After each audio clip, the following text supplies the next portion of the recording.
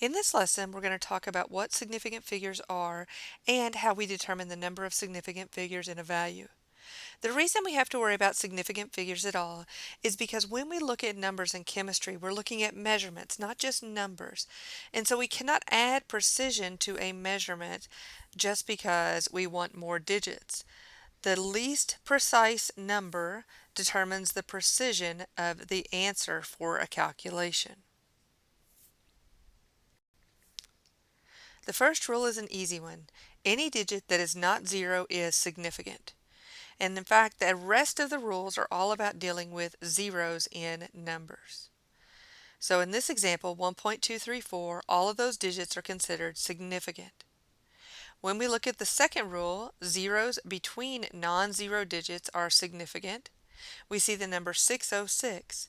Because we have 6 at the beginning and 6 at the end, the 0 in the middle is also significant. So we'd say this number has 3 significant figures. For the third one, zeros to the left of the first non-zero digit are not significant. So it's referring to these numbers here, the first two zeros there. So the 8 is significant because it's not a zero. These first two zeros are what we call placeholder zeros. If we remove those, our number wouldn't have the same value. It would be 8.8. Okay, we need to maintain the same value, so we have these placeholder zeros, but those are not significant. They're not part of the actual measurement. They're just making sure the value is correct. The next rule, for any number greater than 1, all zeros to the right of the decimal point are significant. So here we have 2.0, that 0 is significant. We could have 2.0000000 milligrams, and all of those zeros would be considered significant. So if someone has taken the time to write those numbers down, because the instrument that they were using to measure with could report to that level of precision, then those are significant numbers. The last one is for a number less than 1, then only the zeros that are at the end and in the middle of the number are significant. Again, the first three zeros here are our placeholder zeros. Our 4 and 2 are significant because they are not 0. And the last 0 here is significant because it's at the end. Whenever we're looking at numbers, what we say is we assume that the last digit is always an estimate. So if I have the number 1.5, that tells me that the actual measurement is actually somewhere between 1.4 and 1.6. If I wrote 1.50, because I could measure to that level of precision, then what that tells me is my measurement is actually between 1.49 and 1.51. So that 0 at the end does mean something. It doesn't change the mathematical answer, but it does change the chemical answer because we're dealing with measurements, not just numbers. Let's look at a few examples here. So the first number, 4.9120. Okay. Hopefully you recognize that that had 5 significant figures, abbreviated SF. The 4, 9, 1, and 2 are all significant because they're not 0.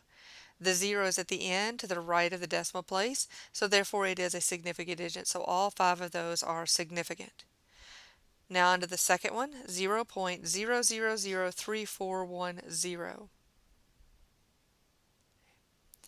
Now this one only has 4 significant figures. The first 4 zeros are placeholder zeros, so they are not significant. The 3, 4, and 1 are all significant, and the 0 at the end is significant because it's after the non-significant, or after the significant digits after the decimal point. 209, that does have 3 sig figs. The 0 is between two significant digits, so we count it as significant. And the last one. And that does have 4 sig figs because those zeros are after the decimal place. Now we want to look at this first one here. It's 390. And usually when I ask this question, I hear about half the people say 2 and half the people say 3. And what this is an issue of ambiguity. So I would actually call this an ambiguous number of significant figures because it's unclear. There's no rule that defines whether this zero should be significant. There's no decimal point after it, there's no decimal point before it, there's nothing that really applies, and so we try to avoid these numbers as much as we can. And there's a few different ways we can write this depending on what meaning we want it to have. If we want to say, yes, this number does in fact have 3 significant figures, so that way that variation's in that last digit, we can write it in scientific notation, so 3.90 times 10 to the second. We've not changed the numerical value, but we're very clear now on how many sig figs we have because this has 3 sig figs. Similarly, if we only wanted 2 sig figs, we can write it as 3.9 times 10 to the 2. It does not change the numerical value, but now it indicates that it only has 2 sig figs. There's also one other way we can write it, which looks a little odd because we're not used to seeing it this way, but we could write it as 390 point. And so put that decimal point after it. Now that does have 3 sig figs.